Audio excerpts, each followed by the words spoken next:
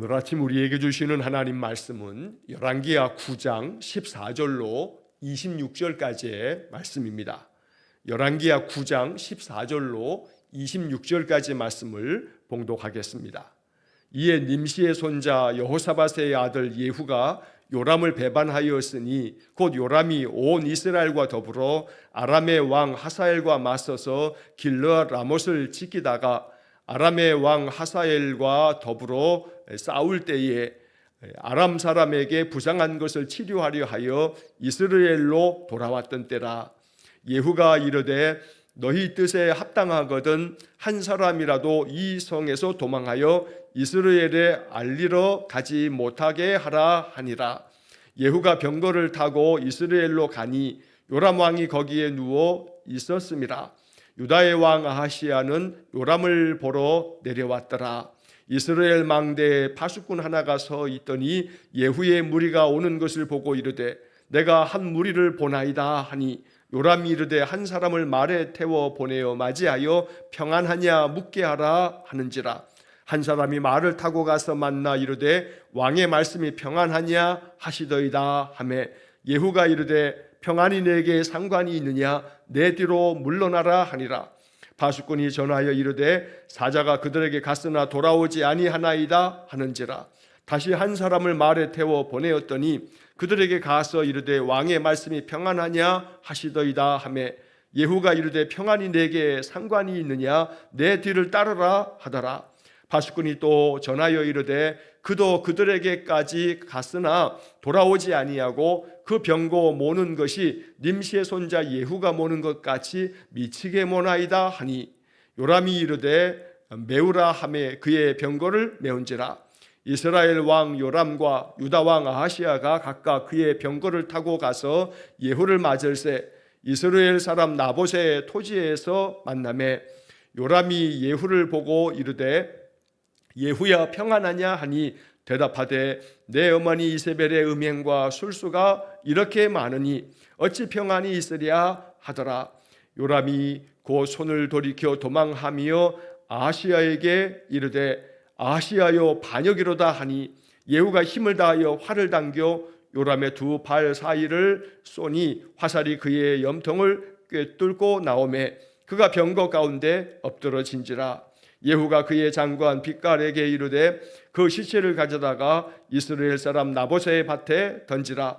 내가 기약하려니와 이전에 너와 내가 함께 타고 그의 아버지 아합을 쫓았을 때에 여호와께서 이같이 그의 일을 예언하셨느니라. 여호와께서 말씀하시기를 내가 어제 나봇의 피와 그의 아들들의 피를 분명히 보았노라. 여호와께서 또 말씀하시기를 이 토지에서 내게 갚으리라 하셨으니 그런즉 여호와의 말씀대로 그의 시체를 가져다가 이 밭에 던질지니라 하는지라. 아멘. 자, 오늘 열왕기하 9장 14절로 26절까지의 말씀을 우리 함께 살펴보기 전에 월요일, 화요일, 수요일까지 이르는 우리가 추석 명절로 인해서 새벽 예배를 잠시 쉬었을 때 8장과 또 9장 13절까지의 이야기를 간단하게 좀 정리를 하고 오늘 본문의 말씀을 또 한번 생각해 보도록 하겠습니다. 자, 우리가 지난 주일날 열왕기하 7장의 이야기에서 아람 군대가 하나님께서 역사하심으로 그들이 큰 소리, 군대의 소리와 또 말의 소리와 병거 소리를 들으면서 도망을 쳤고 그리고 나병환자 4사람이 이 아람 군대에 항복하러 들어갔다가 아람 군대 군사들은 하나도 없이 진영이 다 비어 있는 것을 보고 많은 것들을 탈취하게 되면서 이 아름다운 소식을 자기 나라의 왕에게 사마리아에 가서도 이제 전하게 되는, 그래서 이 사마리아에 그동안에 포위당하면서 고통 가운데 있었던 이 모든 문제가 이제 해결되어지고 아람 군대가 다 도망치는 그러한 승리의 이야기가 주일날 있었습니다. 자, 그리고 8장으로 넘어오면서 8장에는 이제 몇 가지 이야기가 소개되어지는데 8장 1절부터 15절까지 이제 월요일의 말씀에 보면 수넴 여인의 이야기가 나옵니다. 엘리사를 매우 아주 세심한 배려로 엘리사를 위해서 자기의 집에 방까지 마련해 두었던 이 수넴 여인, 그래서 엘리사가 이 수넴 여인을 위해서 아들을 낳도록 하나님께서 역사해 주시길 기도하면서 수넴 여인이 아들을 낳았던 이제 그 여인에게 이 엘리사가 이제 이야기를 하는 장면이 나옵니다. 7년 동안에 이 땅에 기근이 있을 터이니 당신은 이 땅을 잠시 떠나 있으라 라고 하면서 살 길을 안내해 줍니다. 이 수넴 여인이 7년 동안에 저 건너편의 블레셋 땅에 가서 거기서 머물러 살다가 7년의 기근이 다 끝나고 이 수넴 여인이 다시금 돌아오게 됩니다. 돌아와서는 자기의 집과 또 토지와 이런 것들의 소유권을 왕 요람에게 주장하면서 이것을 다시금 되찾게 되어지는 그러한 이야기가 나오게 되고, 그리고 아람 왕 베나닷이 병들었을 때에 오히려 북이스라엘의 엘리사에게 내 병이 낫겠는가? 라고 이렇게 묻기 위해서 하사엘이라고 하는 자기 신하를, 자기의 그 부하를 보내게 되는데, 이때 엘리사가 이 하사엘이 찾아왔을 때 하사엘에게 네가 너의 왕을 반역하여서 그 왕을 죽이고 네가 왕이 될 거다라고 하는 그런 예언의 이야기를 들려주게 됩니다. 이렇게 해서 이 하사엘이라고 하는 사람이 아람 왕 베나닷을 죽이고 이제 아람의 왕이 되어지는 그런 이야기까지 8장 1절로 15절까지의 말씀이 월요일 날 이야기가 되겠습니다. 자, 이러한 이야기들을 통해서 하나님께서 우리에게 전하시는 말씀은 하나님의 역사하심이 한 개인의 삶에서뿐만 아니라 나라의 삶에 이르기까지 하나님께서 역사하시는 대로 그 모든 것들이 이루어져 간다. 역사의 주권자 되시는 하나님의 이야기를 계속 들려주는 겁니다. 수넴 여인 한 개인의 인생의 여정뿐만 아니라 아람의 왕이었던 베나닷 왕의 그 흥망성쇠도 하나님이 주관하시고 다스리신다라고 하는 이야기를 하는 것입니다. 또 이어서 화요일 날 보게 되는 말씀에서는 8장 16절에서 29절까지의 말씀에서는 이제 남유다의 왕들의 이야기가 또 나오게 됩니다. 남유다의 5번째 왕이 여호람이라고 하는 왕이 등극하게 됩니다. 32살의 왕이 돼서 8년 동안을 다스리게 되는데, 자, 이 여호람이라고 하는 왕은 자기 아버지 여호사밧은 하나님 앞에서 아주 충성되어 정직한 왕이라고 평가를 받았습니다. 그리고 그의 할아버지인 아사 왕도 하나님 앞에서 여호와 보시기에 정직하다라고 하는 그런 선한 왕으로 평가를 받았습니다. 할아버지 아사 또 아버지 여호사밧도 이렇게 믿음 안에서 하나님 앞에서 선한 왕으로 그렇게 평가를 받은 반면에 그에 이어서 여호람 왕은 하나님 앞에서 악을 행하게 됩니다.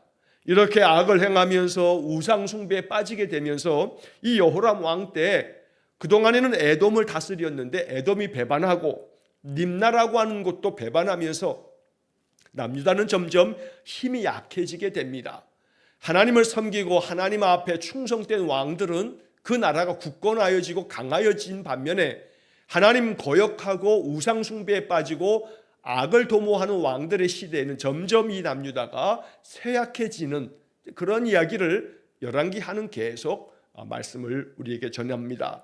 이어서 이 여호람 왕이 죽고 난 후에 그의 아들인 아하시야가 이제 남유다의 6번째 왕이 되는데 21살의 왕이 돼서 1년을 다스립니다.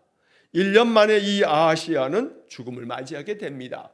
이처럼 남유다의 왕들은 다윗 왕의 자손들로서 하나님께서 다윗을 위해서 그 등불을 영원히 끄지 않겠다 하시는 말씀처럼 이제 그 모든 왕위를 이어갈 때마다 다윗의 자손들이 그래도 왕위를 계속해서 이어가게 됩니다.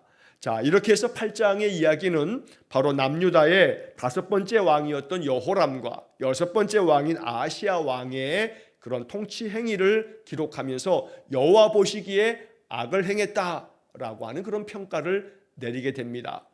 자, 이 열왕기 하에 나오는 분열왕국의 그 많은 왕들의 이야기는 여호와 보시기에 어떠했는가라고 하는 평가가 가장 중심의 이야기입니다.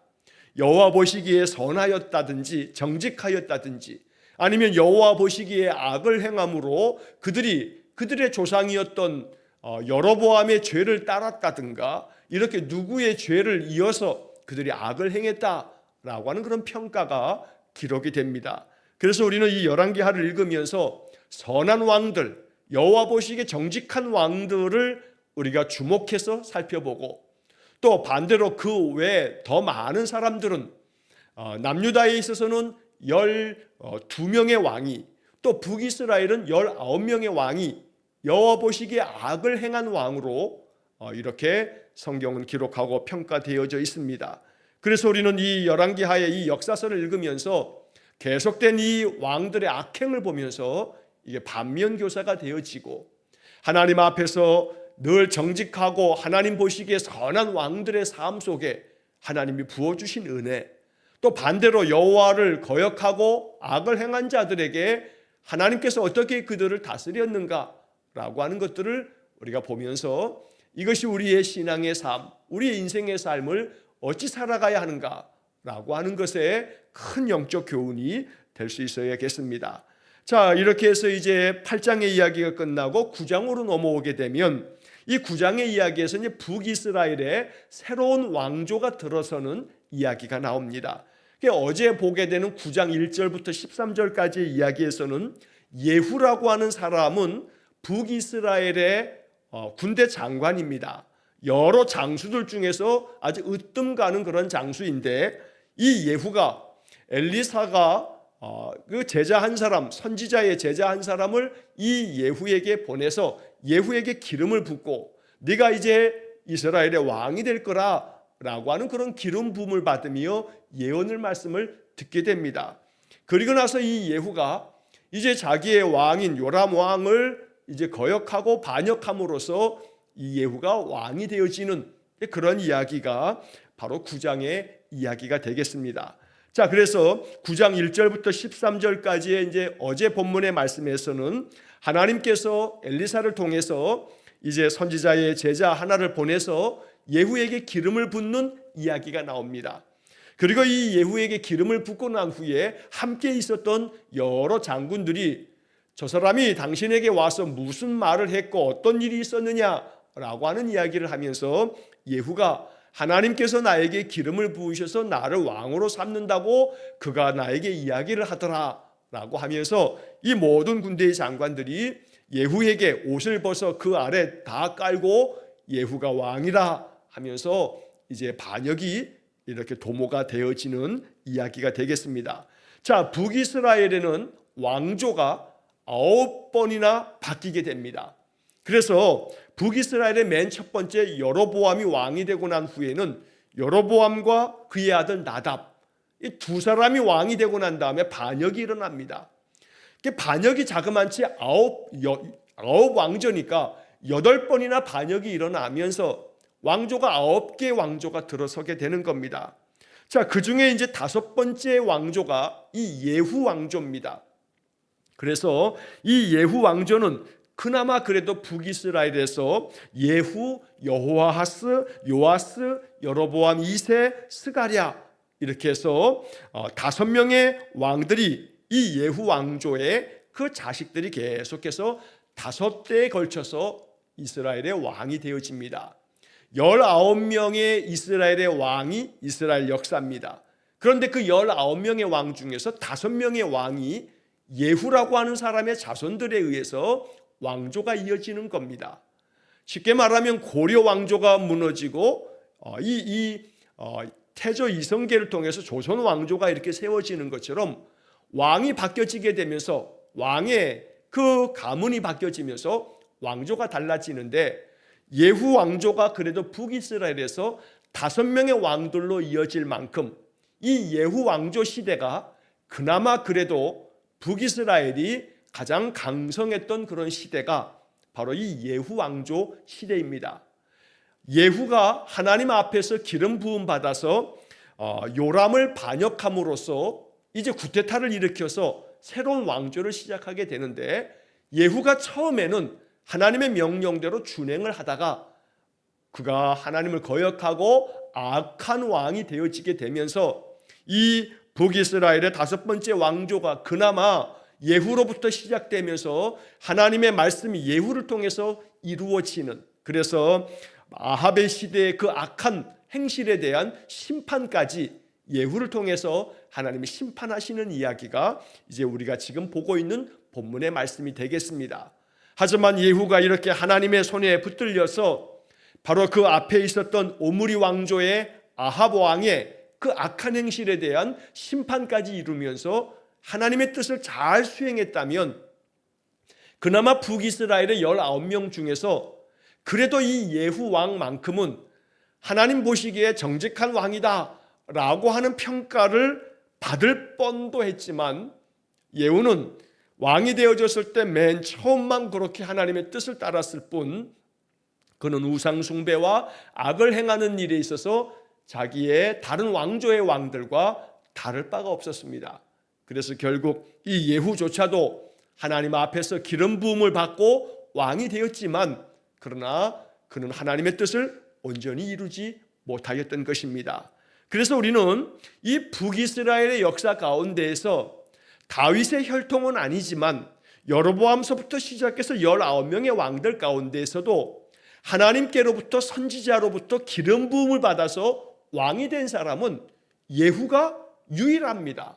그만큼 하나님은 예후를 통해서 하나님의 역사를 이루고 싶으셨습니다. 하지만 예후가 하나님께서 자기를 기름 부어서 왕으로 세울 만큼 예후에 대한 하나님의 기대, 예후가 이 이스라엘의 선한 왕이 되어지기를 간절히 바라는 하나님의 마음, 그러나 이 모든 것들을 다 무너뜨리고 그는 하나님을 거역하는 악한 왕이 되어버렸다는 것입니다. 자, 그러므로 오늘 우리는 하나님께서 우리를 향한 하나님의 마음, 하나님의 기대, 하나님께서 우리에게 원하시는 바를 마음 깊이 묵상하면서 마치 하나님께서 예후를 그저 눈여겨보시면서 그의 요람 왕을 반역하도록, 그래서 그를 왕으로 세우시면서 엘리사를 통해서 그 선지자의 제자를 보내 이 예후에게 기름 부을 만큼 하나님께서 그렇게 이 예후를 사용하시고 싶으셨지만, 예후는 하나님께서 그렇게 사용하고 싶어 했던 왕이 되어져야 하는데 그는 그러지 못하였다는 것을 묵상하면서 오늘 우리의 마음이 예후의 전철을 밟아서는 안 되겠다라고 하는 묵상을 먼저 해야 되겠습니다. 그래서 하나님께서 나에 대한 기대감을 가지시고 나를 세우시고 나를 도구로 삼으시기를 원하실 때 하나님 앞에 쓰임받는 인생, 하나님께서 기름을 부으사 하나님께서 나를 통해서 역사하시기를 원하실 때 언제나 하나님의 말씀 안에 거하여 그 말씀을 통해서 하나님의 뜻을 발견하고 하나님의 뜻 가운데 순종하며 살아갈 때 하나님은 연약하게 그지없는 우리 한 사람 한 사람을 통해서도 하나님의 놀라운 역사하심을 나타내실 줄로 믿습니다. 그러므로 예후의 이 인생을 바라보면서 우리의 마음에 깊은 깨달음이 있기를 간절히 축원합니다. 자, 오늘 본문의 말씀을 다시 간단하게 이제 정리를 하고 살펴보게 되면, 자, 14절 말씀부터 16절까지의 말씀에서는 이제 예후가 반란을 모의하게 됩니다. 자, 그래서 14절 말씀에 보면 예후가 요람을 배반하였으니 곧 요람이 온 이스라엘과 더불어 아람의 왕 하사엘과 맞서 길르앗 라못을 지키다가 아람의 왕 하사엘과 더불어 싸울 때에 아람 사람에게 부상한 것을 치료하려 하여 이스라엘로 돌아왔던 때라. 자, 이 아람의 베나닷이 그의 부하였던 하사엘에 의해서 죽임당하고 하사엘이 엘리사의 예언대로 왕이 되고 난 다음에 북이스라엘과 또 전쟁을 벌이는 과정 속에서 북이스라엘의 왕 요람이 부상을 입게 됐습니다. 그래서 이 부상을 치료하기 위해서 이스루엘이라고 하는 곳으로 이 왕이 가 있을 때 그때 이 예후가 선지자의 제자를 통해서 기름 부음을 받고 난 다음 이제 이 치료받기 위해서 이스루엘로 가 있는 왕이 그곳으로 가 있었기 때문에 나머지 군대의 장군들과 함께 길르앗 라못 여기에 머물러 있으면서 예후가 나머지 장수들에게 이야기하는 겁니다. 15절의 말씀에 너희 뜻에 합당한 것은 한 사람이라도 이 성에서 도망하여 이스라엘을 알리러 가지 못하게 하라. 이 말은 이스라엘로 부상을 치료하기 위해서 요람 왕이 가 있기 때문에 나머지 군대의 장군들에게 당신들 중에서 한 사람이라도 이 길르앗 라못에서 떠나서 저 이스라엘에 있는 왕에게 가서 내가 지금 배반했다는, 내가 지금 반역을 일으켰다는 이 사실을 왕에게 가서 알리지 말라라고 이렇게 명령을 내리는 것입니다. 자, 그래서 이제 16절의 말씀에 보면 예후가 이렇게 단단하게 얘기를 하고 이제 반역이 많은 장군들과 함께 이제 그들이 실행을 하게 되는데 16절에 예후가 병거를 타고 이스라엘로 가니 요람 왕이 거기에 누워 있었습니다. 이제 부상을 치료하기 위해서 이스라엘에 있었던 요람 왕에게 예후가 군사를 이끌고 이제 이스라엘로 가게 되는 것입니다. 자, 이 이스라엘로 이제 예후가 많은 군사들과 함께 그곳으로 이제 가서 이 왕을 제거하면 이 쿠데타가 성공을 하게 되는 겁니다. 17절부터 20절까지의 말씀에서는 이제 이 예후가 군사들을 이끌고 이스라엘로 나아갈 때에 이스라엘에 있었던 그 망대를 지키는 파수꾼이 여러 군사들이 이렇게 무리가 오는 것을 보고서 왕에게 많은 무리들이 옵니다 라고 했더니 이제 이 요람 왕이 한 사람을 보내서 이제 그가 누구인지를 맞이하고 그 소식을 전하여 오도록 해라 라고 명령을 내리면서 한 사람을 먼저 보내게 됩니다.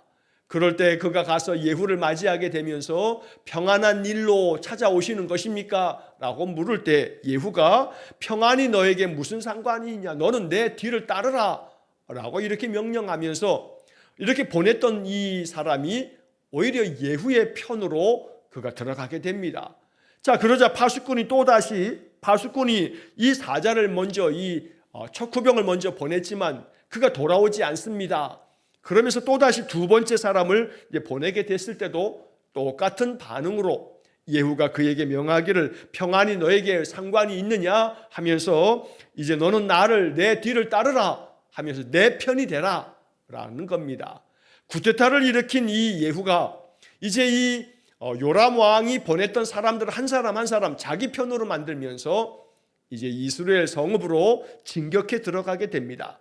자, 그러자 21절 이하의 말씀에서 이제 요람이 병거들을 다 준비하고서 이 예후를 맞이하러 그를 문병하기 위해 찾아왔던 유다의 왕 아하시야와 함께 병거들을 이끌고 예후 앞으로 나아가게 됩니다. 자, 그래서 22절 말씀에 보면 요람이 예후를 보고 이르되 예후야 평안하냐? 평안하여 네가 나에게 왔느냐라고 이렇게 이제 물을 때에 22절 말씀의 그 하반절에 보면 예후가 이제 자기의 왕인 요람에게 아주 직언을 하면서 그에게 이제 이루어질 일을 이렇게 말합니다. 내 어머니 이세벨의 음행과 술수가 이렇게 많으니 어찌 평안이 있으랴. 너의 부모 아합 왕과 너의 어머니 이세벨이 이 땅에 얼마나 악을 행하였는지 그 악한 그 모든 음행과 또 그래서 우상 숭배에 빠지고 온갖 술수로 악을 행했던 모든 것들이 이 땅에 가득한데 어찌 이 땅에 평화가 있을 수 있겠나 이러면서 이 예후가 자기의 그 반역의 뜻을 왕에게 나타내는 겁니다. 자, 그러자 23절에 보면 요람이 곧 손을 돌이켜 도망하며 아하시야에게 이르되 아하시야여 반역이로다. 자, 이 남유다의 아하시야 왕은 북이스라엘의 요람 왕이 부상을 당했다는 소식을 듣고 이스라엘로 문병을 왔던 겁니다. 그런데 이 문병 온 이 아하시야가 이 반역의 현장에 함께 있게 되면서 이 요람 왕이 아하시야 왕이요 지금 반역이 일어났으니 빨리 당신도 도망하시오 이러면서 도망치는 것입니다. 그런데 그때 24절에 보니까 예후가 도망치는 이 요람 왕을 향해서 힘을 다하여 활을 당겨서 그 화살이 요람 왕의 염통을 꿰뚫고 나오매라고 말합니다. 심장 폐부를 완전히 꿰뚫어서 이 요람 왕이 결국 그 병거 가운데 엎드러져 죽임을 당하게 되었던 것입니다. 그래서 이제 그 다음 이어지는 25절과 마지막 26절의 말씀에서는 이렇게 예후에 의해서 북이스라엘의 요람 왕이 죽음으로 말미암아 그 죽음이 바로 23절에서 22절에서 말씀하고 있는 것처럼 너의 아버지 아합과 너의 어머니 이세벨이 행했던 모든 악함에 대한 하나님의 심판이다 라고 하는 것들로 이제 이 예후의 반역이 성공을 거두게 되는 겁니다.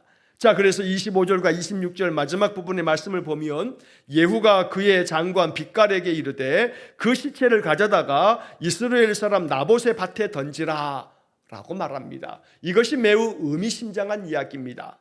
자, 예후가 이 요람 왕이 화살에 맞아서 죽임을 당하고 난 다음에 자기의 이 장군이었던 빗갈에게 말하기를 이 요람 왕의 시체를 저 나봇이라고 하는 사람의 그 포도원 그 밭에다가 던져라.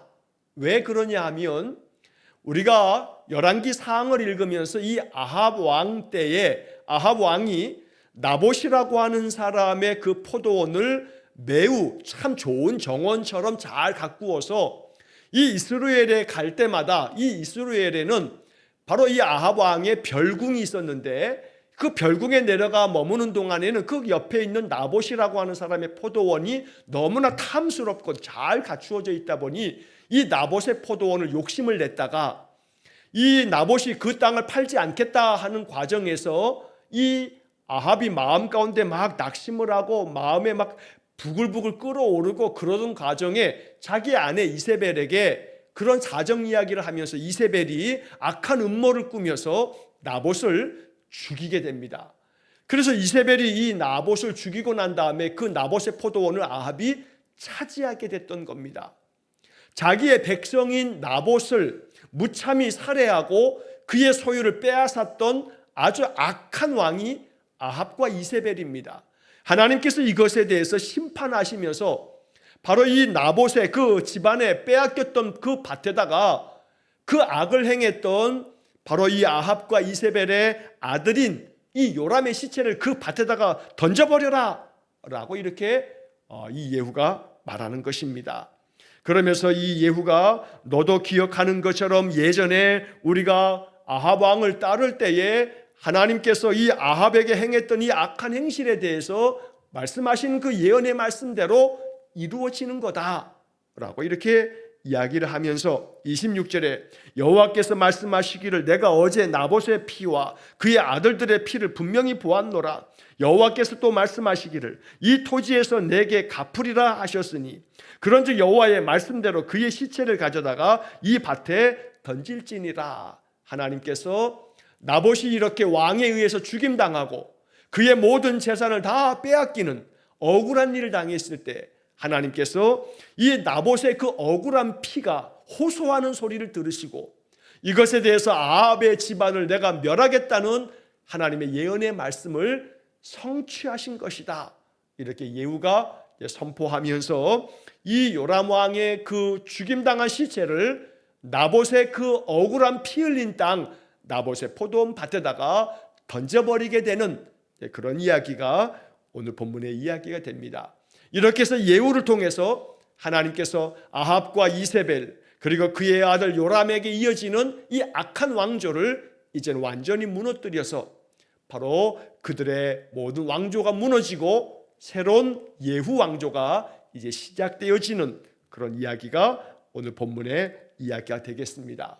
오늘 우리는 이러한 이야기들을 쭉 북이스라엘의 역사를 쭉 살펴보면서 마음에 항상 생각해야 할 것은 바로 하나님께서 역사의 주관자 되시기 때문에 지극히 작은 한 사람 나봇이라고 하는 이 한 사람의 삶에 억울한 일도 하나님께서 그의 억울함을 풀어주시고 그의 억울함의 원수 같은 바로 이 아합의 집안을 하나님께서 멸하시는 이런 것들을 통해서 하나님은 정의와 공의를 기뻐하시며 의를 이루시는 하나님을 말씀하고 있는 것입니다.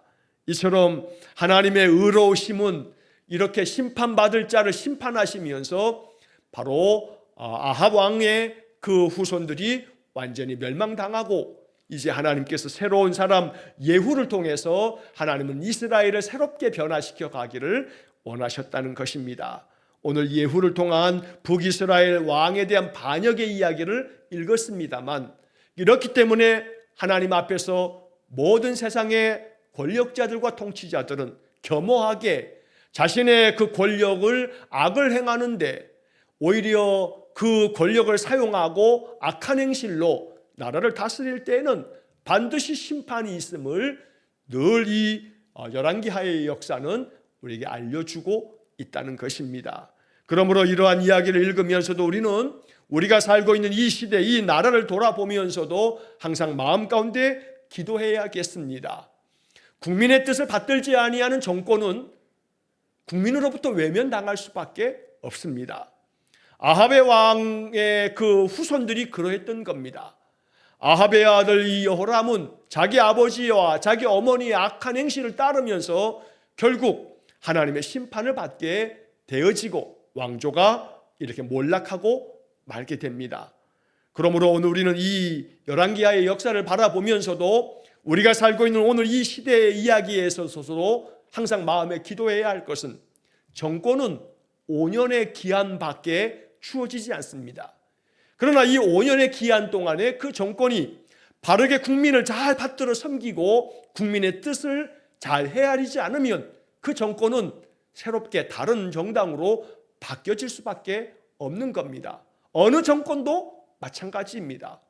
국민의 마음을 헤아리고 국민의 뜻을 잘 살피고 민생을 최우선으로 삼고 정쟁에 휩싸이지 아니하고 쓸데없는 잘못된 이념 논쟁에 빠지지 아니하고 오직 국민들이 정말로 상식에 준하여 이루고자 하는 건전하고 바른 나라를 세우지 않으면 언제나 외면당하고 버림당하는 것이 이 정권임을 깨닫는 것이 지혜인데, 깨닫지 못하는 어리석은 자들이 나라의 많은 영역에 지도자의 자리에 앉아서 나라를 망가뜨리는 그런 모습들을 우리가 보게 됩니다. 그러므로 오늘 이 열왕기하 9장을 읽으면서도 하나님의 정의로우심이 항상 북이스라엘에 임하였던 것처럼 우리가 사는 이 시대, 이 나라에도 하나님의 공의로우심이, 하나님의 정의로우심이 나라의 그 어떤 통치자라 할지라도 하나님의 심판과 하나님의 의로우심이 나타나기를 기도하면서 온전히 하나님의 뜻이 작은 한 사람의 개인에게뿐만 아니라 역사 안에서 한 나라의 주권자, 통치자에게까지 하나님의 심판과 다스림이 있다라고 하는 것을 역사를 통해서 우리가 묵상하면서 언제나 하나님의 뜻을 이루기 위해서 늘 말씀대로 순종하며 사는 귀한 믿음의 삶이 될 수 있기를 주의 이름으로 간절히 축원합니다. 기도하겠습니다. 자비로우신 아버지 하나님, 아합과 이세벨에 이은 그의 아들 여호람, 즉 요람의 그 통치 기간이 이렇게 예후의 반역에 의해서 하나님의 뜻에 의한 그 죽임당함을 통해 바로 그의 왕조가 무너지고 새로운 예후 왕조가 들어서는 역사를 본문의 말씀에서 묵상합니다. 역사의 주권자 되신 하나님 앞에 겸허하게 주의 뜻을 받들어 섬기며 한 작은 개인의 역사나 또한 큰 나라의 역사에 있어서도 하나님의 주권과 다스림 안에 온전히 그 뜻을 따르는 귀한 믿음의 삶이 되도록 은혜 내려 주옵소서. 우리 나라뿐 아니라 우리 한 사람 한 사람의 인생 속에서도 오직 여호와 하나님의 뜻을 받들어 섬기는 진실한 믿음의 삶을 통해 하나님의 정의로우심이 우리의 모든 역사와 우리의 삶 속에 이루어지기를 간절히 원하오니 주께서 우리 성도들을 날마다 주관하시며 다스려 주옵소서. 한날의 모든 삶을 주님께 의탁하오며 예수님 이름으로 기도하옵나이다. 아멘. 우리 구주 예수 그리스도의 은혜와 하나님 아버지의 극진하신 사랑과 성령의 교통하심이 날마다 모든 역사의 주관자 되신 하나님께 내 인생의 삶의 모든 것을 의탁하고 주의 말씀대로 준행하며 하나님의 뜻을 이루기를 간절히 소원하며 기도하는 머리 숙인 귀한 성도들 위에와 저들 가정과 온 가족들 위해 영원토록 함께 하시길 축원하옵나이다. 아멘.